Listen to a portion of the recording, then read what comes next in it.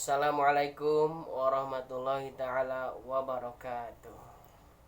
Alhamdulillah, alhamdulillahirabbil alamin. Wassalatu wassalamu ala asyrafil anbiya'i wal mursalin wa ala alihi wa sahbihi ajmain, amma ba'du. Yang pertama-tama, paling utama, mari kita panjatkan puji serta syukur kita kehadirat Allah Subhanahu wa taala yang telah memberikan nikmat kita dengan sebesar-besarnya nikmat. Tak lupa sholawat serta salam mari kita curah limpahkan kepada Habibana wa Nabiyana wa Rasulana wa Maulana Muhammad Sallallahu Alaihi Wasallam, yang telah memberikan kita, yang telah membawa kita dari zaman gelap gulita hingga zaman yang terang benderang seperti ini. Ya, berbicaranya saya di sini bukan untuk memamerkan suara saya yang indah ini, namun berbicaranya saya di sini ingin menjawab soal mata kuliah ujian akhir semester mata kuliah Al-Islam.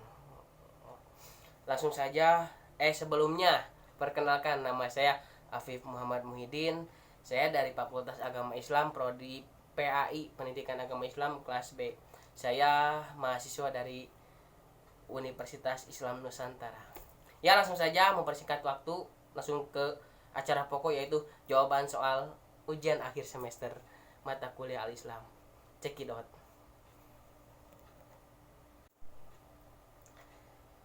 Ya, langsung saja kepada soal nomor pertama.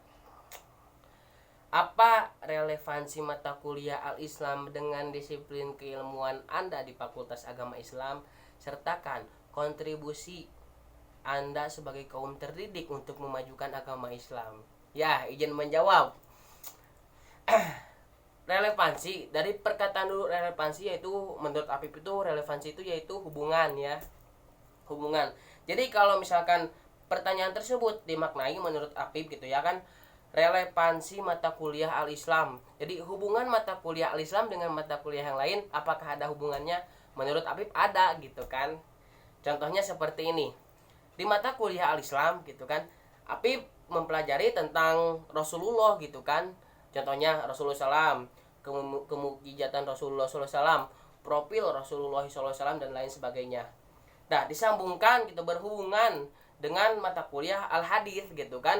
Dari kata al-hadis itu, al-hadis adalah suatu perkataan, perbuatan, dan ketetapan Rasulullah SAW. Jadi berhubungan gitu kan, dalam al-Islam mengajarkan tentang profil Rasulullah, mujizat Rasulullah. Begitupun al-hadis, al-hadis itu kan dari Rasulullah, jadi berhubungan gitulah. Dan pertanyaan selanjutnya yaitu tentang kontribusi. Apakah kontribusi Anda gitu kan sebagai kaum terdidik untuk memajukan agama Islam? Ya, kontribusi Afif gitu kan untuk memajukan agama Islam gini kan contohnya. Ya, alhamdulillah Afif gitu kan sebagai kaum milenial gitu kan. Jadi Afif itu memajukan agama Islam itu lewat dakwah gitu kan. Tetapi ya Afif juga masih belajar gitu kan, dakwah gitu. Contohnya Afif membuat status gitu kan, jangan lupa sholat gitu kan, mari mengajak gitu kan. Dan kemarin juga contohnya Afif bikin status WhatsApp, sholat ya cantik, modal glowing, malaikat Ridwan tidak akan baper. Jadi seakan-akan Afif juga mengingatkan dan ayo mengajak. Soalnya malaikat itu tidak memandang siapa-siapa gitu, mau itu cantik maupun itu jelek, yang penting sholat ya sholat gitu kan. Ya, itu pertanyaan yang pertama. Ya, langsung saja kepada nomor kedua. Di antara persoalan yang saat ini tidak mendapatkan jawaban begitu jelas oleh ilmu pengetahuan kontemporer adalah pertanyaan, dari mana asal usul manusia? Terangkan bagaimana konsep Islam mengajarkan tentang manusia, hakikat, potensi, dan periodisasi kehidupan manusia, sertakan dalil nakli. Lalu bagaimana teori pendidikan Barat dalam menyikapi perkembangan manusia? Ya, sekarang memahami dulu manusia tentang konsep Islam. Yang pertama, apa itu manusia? manusia itu menurut Islam adalah makhluk yang paling sempurna yang diciptakan oleh Allah Subhanahu wa taala. Dan asal usul manusia itu dari mana gitu kan? Asal usul manusia itu sudah dijelaskan dalam Quran surat Al-Mu'minun ayat 12 sampai 14 gitu. Yang berbunyi A'udzu billahi minasyaitonir rajim. Bismillahirrahmanirrahim. Walaqad khalaqnal insana min sulalatin min tin thumma ja'alnahu nutfatan fi qararin makin. ثم خلقنا النطفة علقة فخلقنا العلقة مضغة فخلقنا المضغة عظاما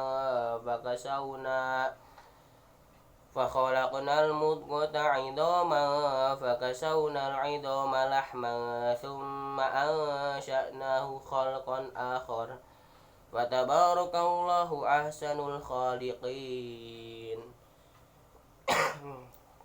Yang maknanya wallahu alam bimuradih.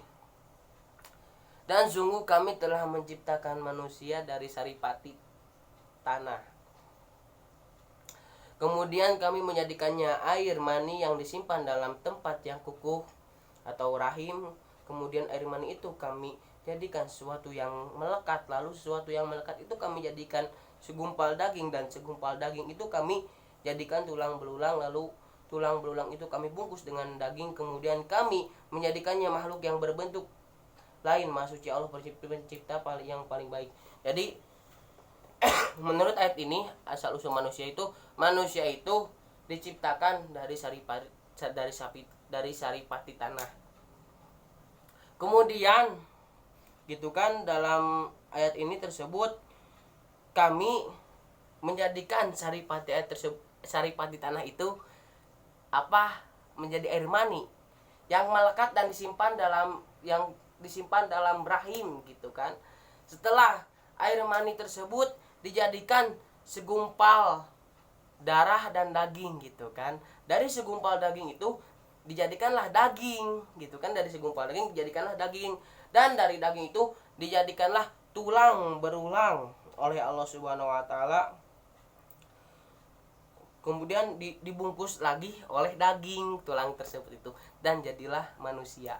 Sesungguhnya Allah itu maha baik dalam menciptakan sebaik-baiknya penciptaan kepada makhluknya. Itu usul manusia. Sekarang hakikat manusia yaitu yang pertama itu hakikat manusia itu sebagai makhluk Allah gitu kan. Karena sudah dijelaskan dalam Quran surat Al-Bayyinah gitu kan, ayat 5 manusia itu sebagai hamba Allah. Quran surat Al-Bayyinah yang berbunyi Bismillahirrahmanirrahim. Wa ma umiru illa liya'budullaha mukhlishina lahuddin hunafa'a wa yuqimus salata wa yu'tuz zakata wa dzalika dinul qayyimah. Padahal mereka, yang artinya wallahu a'lam bimuradih bidzalik, padahal mereka hanya diperintah menyembah Allah dengan ikhlas, mentaatinya semata-mata karena menjalankan agama, dan juga agar melaksanakan sholat dan menunaikan zakat, dan yang demikian itulah agama yang lurus. Tuh kan, manusia itu hakikatnya sebagai hamba Allah gitu, harus menyembah kepada Allah, yaitu melaksanakan dengan sholat, zakat gitu kan. Karena hakikat manusia itu sebagai hamba Allah. Jadi ya manusia itu harus nurut, karena manusia itu hanya hakikatnya sebagai hamba Allah, harus menuruti perintah Allah dan menjauhi larangannya, atau biasa disebut dengan tawakal. Itu hakikat manusia. Dan sekarang membahas tentang potensi manusia. Potensi manusia gitu kan, saya mengutip dari Dr. Profesor Quraisy Shihab gitu kan. Potensi manusia itu sebagai khalifah di muka bumi ini gitu kan. maksud maksud potensi itu menurut beliau alat kerja gitu kan. Potensi itu tuh, dan manusia itu kerjanya sebagai khalifah di muka bumi ini karena sudah tertera dalam Quran surat Al-Baqarah ayat 30 sampai 39. Saya mengutip potensi manusia itu dari Dr. Quraisy Shihab. Itu potensi manusia. Dan sekarang manusia menurut Islam tentang periodisasi gitu kan. Ya, periodisasi itu manusia itu ya ada periodenya gitu kan, dari lahir, karena kan sudah dijelaskan dari pertama gitu kan, asal usul manusia itu tuh ada periode-periodenya gitu kan, dari air mani hingga dari saripati tanah hingga menjadi air mani hingga menjadi daging, tulang belulang, dan manusia itu periodisasinya sama kayak asal usul menurut saya. Lalu sekarang memahami manusia tentang teori barat.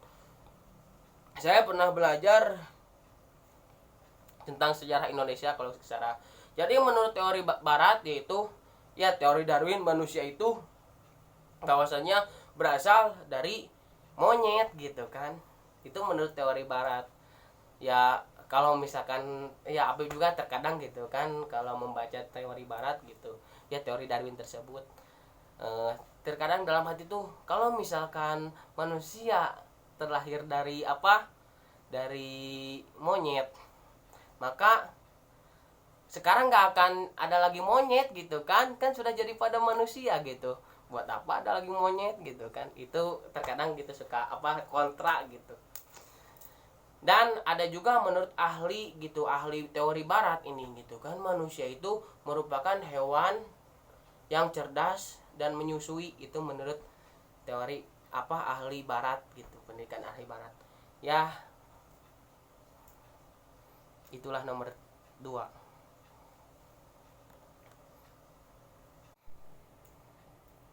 Soal selanjutnya, soal ketiga.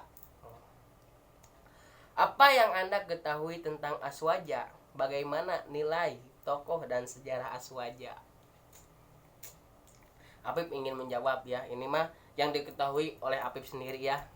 Aswaja atau disebut Ahlus Sunnah wal Jamaah. Kebalik. Ahlus Sunnah wal Jamaah biasa disebut Aswaja. Menurut bahasa dulu, ahlu yaitu pengikut. Pengertian ahlu itu pengikut gitu kan. Dan sekarang menurut bahasa tentang sunnah. Sunnah itu apa? Sesuatu ketetapan, perbuatan, dan perkataan Rasulullah SAW. Dan yang ketiga wal jamaah gitu kan, orang-orang yang mengikuti tujuan. Jadi kalau disatukan Ahlus Sunnah wal Jamaah itu menurut Apip itu ya, menurut secara bahasa, orang-orang yang mengikuti sunnah Nabi SAW ketika Nabi telah wafat. Itu menurut bahasa, menurut Apip. Sedangkan menurut istilah, Apip membawa perkataan ini dari Hadratus Syekh Kiai Haji Hasyim Asy'ari gitu kan. Ahlus Sunnah wal Jamaah itu adalah umat muslim, orang-orang muslim yang mengikuti tauhidnya kepada Imam Abu Hasan Al-Asy'ari dan kepada Imam Abu Mansur Al-Maturidi. Itu tauhidnya. Fikihnya mengikuti kepada 4 imam itu, 4 madhab. Yang pertama Imam Hanafi, yang kedua Imam Maliki, yang ketiga Imam Syafi'i, dan yang keempat Imam Ibnu Hambal. Itu fikihnya. Sekarang tasawufnya mengikuti kepada Imam Al-Ghazali dan kepada Imam Junaid Al-Baghdadi. Itu yang diketahui Apip tentang Aswaja. Sekarang tokoh sejarah dulu, sejarah Aswaja. Aswaja muncul ketika saat kondisi perpolitikan kaum Abbasiyah.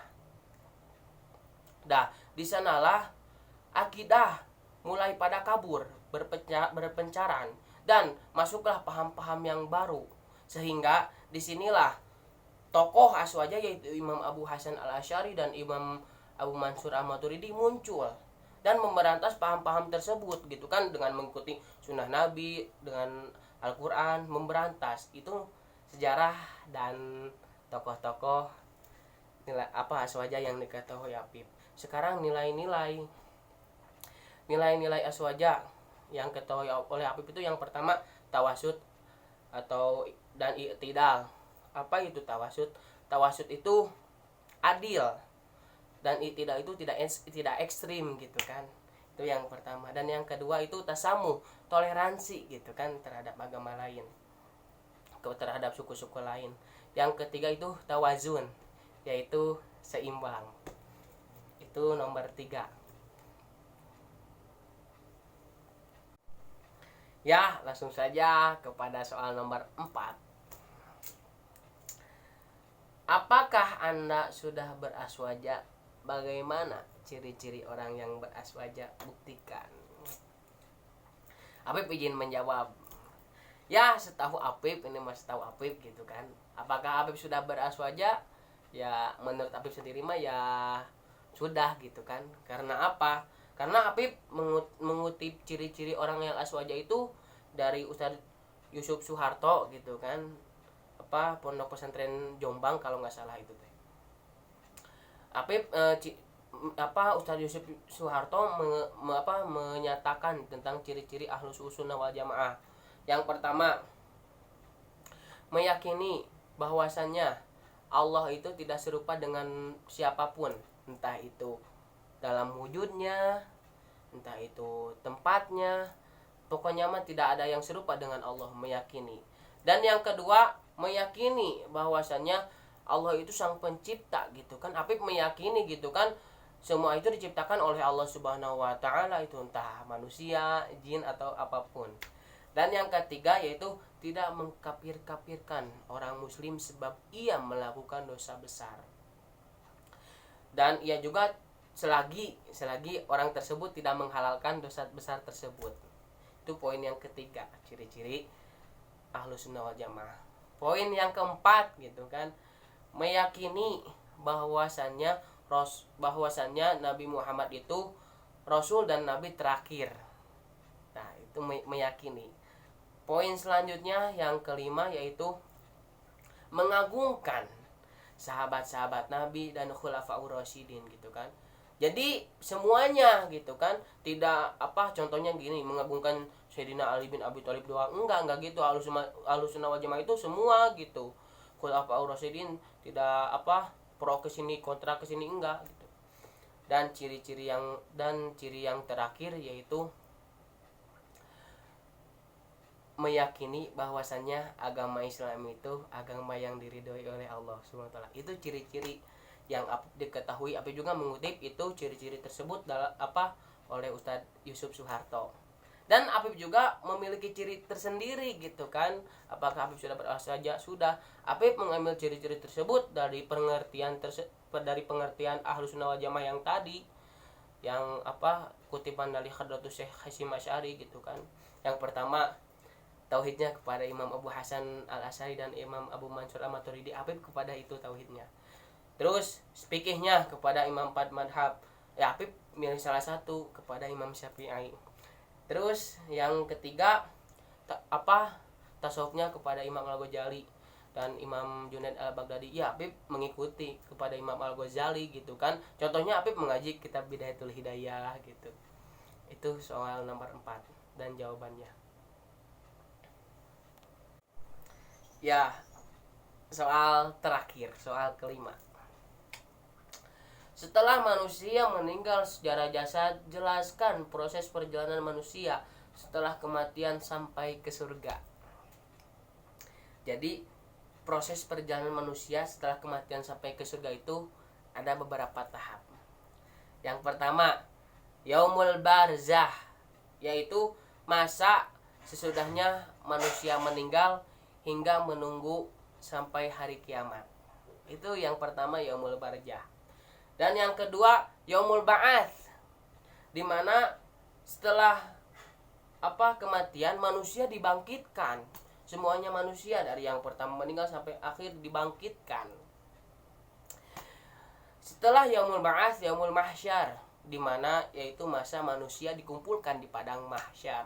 Semuanya manusia dikumpulkan untuk dihisab amal baik dan amal buruknya.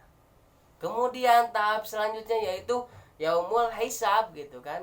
Iya, yang tadi yaitu masa, di sini masa perhitungan manusia gitu kan, amal baiknya, amal buruknya yang menentukan apa ke surga atau ke nerakanya gitu. Yang kelima yaitu sirat. Sirat ini jembatan gitu kan, jembatan apa yang akan dilewati oleh manusia gitu kan. Jikalau dalam hitungan hisaban tadi amal baiknya lebih banyak, ya saya ke sirat langsung ke surga akhirnya. Dan jikalau sebaliknya amal buruknya lebih banyak, ya ke neraka gitu. Ya, alhamdulillah pertanyaan-pertanyaan sudah dijawab oleh Apip. Mohon maaf bila ada kata-kata yang kurang enak didengar. Apip juga masih dalam tahap proses belajar. Karena kesalahan itu datang dari Apip sendiri dan kebenaran itu datang dari Allah Subhanahu wa taala. Apip undur pamit. Mohon maaf. Wabillahi taufiq wal hidayah. Wassalamualaikum warahmatullahi wabarakatuh.